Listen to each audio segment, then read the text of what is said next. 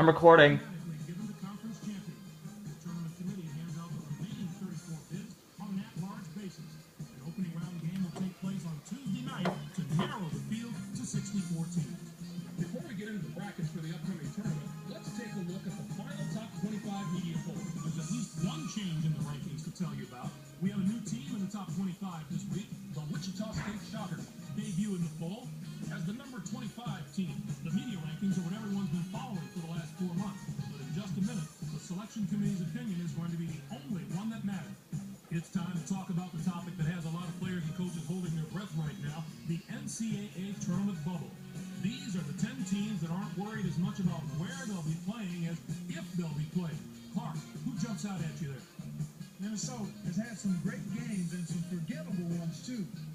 Its future comes down to which games the committee is willing to overlook. You got that right. And who else might be in the same position?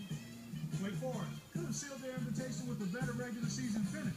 But the fact is they play in a very tough conference, and that does weigh heavily in their favor. I'm sure it's been a long week for those teams, but the wait's almost over. The NCAA selection committee has finished its meeting, and we're ready to unveil the top 4 seeds in this year's tournament. The Louisville Cardinals are the top overall seed, and they will play in the East Regional. They begin the tournament as the dominant team in college basketball. They've been ranked number 1 in the media poll for the entire season. We'll soon find out if they can live up to their billing.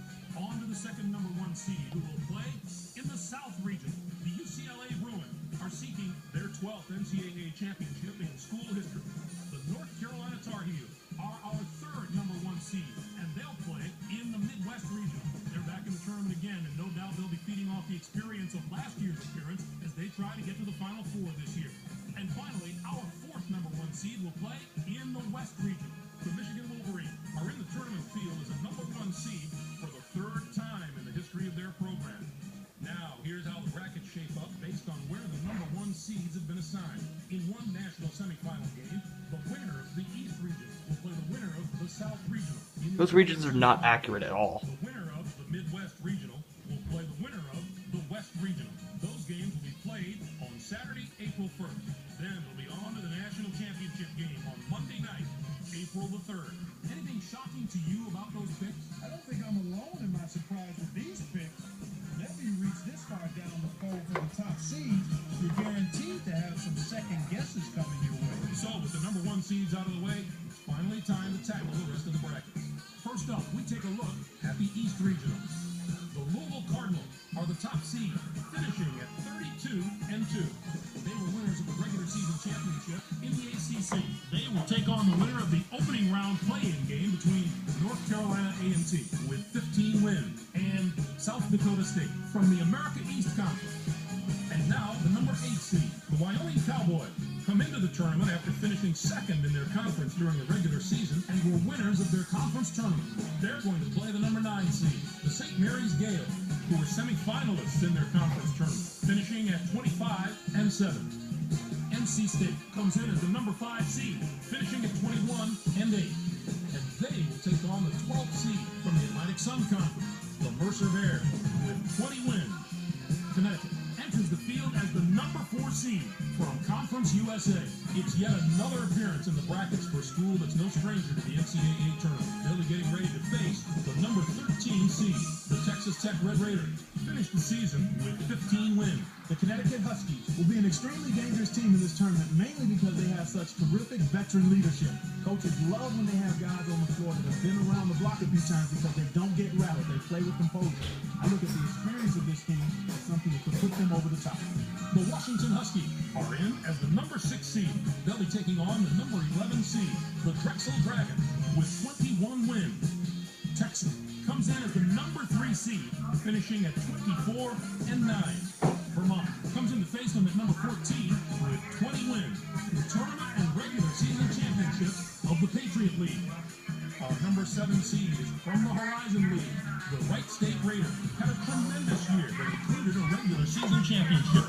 They are going to play the number 10 seed, the Houston Cougars, who came in first in their conference tournament, finishing at 22-10. Next up is the number 2 seed. The Florida Gators are the conference tournament champions from the SEC. They'll be going up against the number 15 seed, the Flames of Illinois Chicago, with 17 wins. This would be their 5th appearance in the NCAA tournament in school history. I think this could wind up being the bracket that brings us this year's Cinderella story. A few of the higher seeds here have had terrific seasons, and I'll be surprised if at least one of them doesn't put together a long run in this tournament. Next up, we'll take a look at the South Regional. The UCLA Bruins are the top seed, finishing at 26-4. They were conference tournament champions in the Pac-10. They'll take on the Robert Morris Colonial, the number 16 ranked team. This is their 6th appearance in the NCAA tournament in the history of their school. Florida State comes in as the number 8 seed, finishing at 17-12. USC comes in to face them at number 9 with 19 wins and a chance to prove they're right where they belong among the top 65 teams in the nation. Creighton enters the field as the number 5 seed from the Big East. This marks their 22nd appearance all time in the NCAA tournament. They'll be getting ready to face the number 12 seed, the Mountaineers of Appalachian State. Finished the season with 22 wins. The Creighton Blue Jays are a team that is just so powerful and strong up front. I would put their front court up against just about any other teams in the nation right now. It's always good to have strong guard play, but if you ask most coaches, I guarantee you they take the good big man over the good little man most times. Their interior play should serve them very well in this competition. LSU comes in as the number 4 seed, finishing at 23-9. They'll take on the 13th seed from the Ohio Valley Conference, the Tennessee Tech Golden Eagles, with 22 wins. And now the number 6 seed, the Aggies of Texas A&M, come into the tournament on the strength of a 3rd place finish in their conference regular season and were winners of their conference tournament. They are going to play the number 11 seed, the Clemson Tigers, who were 7th in their conference, finishing at 17-13. The Arkansas Razorbacks are in as the number 3 seed. They'll be taking on the number 14 seed, the UC Irvine Anteater, with 21 wins. Next up is the number 7 seed. The Wichita State Shockers are the regular season champions from the A-10 Conference. They'll be going up against the number 10 seed, the Memphis Tigers, with 19 wins. They return once more to the very familiar surroundings of the NCAA tournament. Our number 2 seed is from the Pac-10. The Marquette Golden Eagles had a tremendous year that included a regular season championship. They're going to play the number 15 seed, the Charleston Southern Buccaneers, who came in first in their conference tournament, finishing at 16-12. This bracket has the potential to give us a sensational matchup in the regional final if everything goes according to form and the top 2 seeds can survive the early round.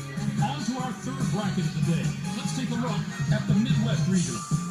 The North Carolina Tar Heels are the top seed, finishing at 24-7.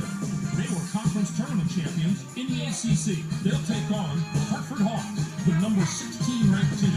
This will be their 2nd appearance to the NCAA tournament in school history. Our number 8 seed is from the Big East. The Ole Miss Rebels were rewarded for their outstanding play this season with an at-large bid and a ticket to the big game. They're going to play the number 9 seed, the Alabama Crimson Tide, who were 6th in their conference, finishing at 19-10. The Georgia Tech Yellow Jackets are in as the number 5 seed. They'll be taking on the number 12 seed, the Illinois State Redbirds, with 20 wins. Oregon enters the field as the number 4 seed from the Pac-10. This marks their 16th appearance all time in the NCAA tournament. They'll be getting ready to face the number 13 seed, the Portland State Vikings, finished the season with 21 wins. The Oregon Ducks do the one thing that all great teams absolutely must do, and that's play tremendous team defense. These guys have been shutting down opponents all year with a combination of speed, intelligence, and sheer determination. There have been NCAA championship teams of all shapes and sizes, but all of them play good, strong defense. St. Joseph comes in as the number 6 seed, finishing at 26-5. And they take on the 11th seed from the Sun Belt Conference, the Coastal Carolina Chanticleers, with 22 wins. And now the number 3 seed, the Michigan State Spartans, come into the tournament after finishing 2nd in their conference during the regular season and were losers in their first game at their conference tournament. They are going to play the number 14 seed, the Buffalo Bulls, who came in first in their conference tournament, finishing at 20-10. Next up is the number 7 seed. The Mississippi State Bulldogs have established themselves as one of the best teams from the SEC. They'll be going up against the number 10 seed, the Oklahoma Sooners. Gonzaga comes in as the number 2 seed, finishing at 28-4. Idaho comes in to face them at number 15 with 15 wins in the regular season championship of the Ivy League.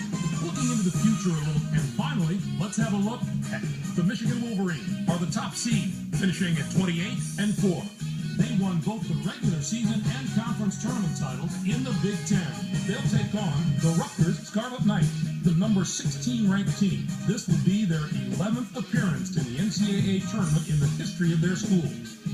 Next up is the number 8 seed. The Syracuse Orange have established themselves as one of the best teams from the SEC. They'll be going up against the number 9 seed, the Wisconsin Badgers, with 21 wins. This marks their 19th appearance in the NCAA. Fairfield comes in as the number 5 seed, finishing at 24-4. And they will take on the 12th seed from the Mountain West Conference, the New Mexico Lobos, with 18 wins. UNLV comes in as the number 4 seed, finishing at 22-9. Eastern Michigan comes in to face them at number 13 with 20 wins in the tournament championship of the MAC. Our number 6 seed is from the ACC.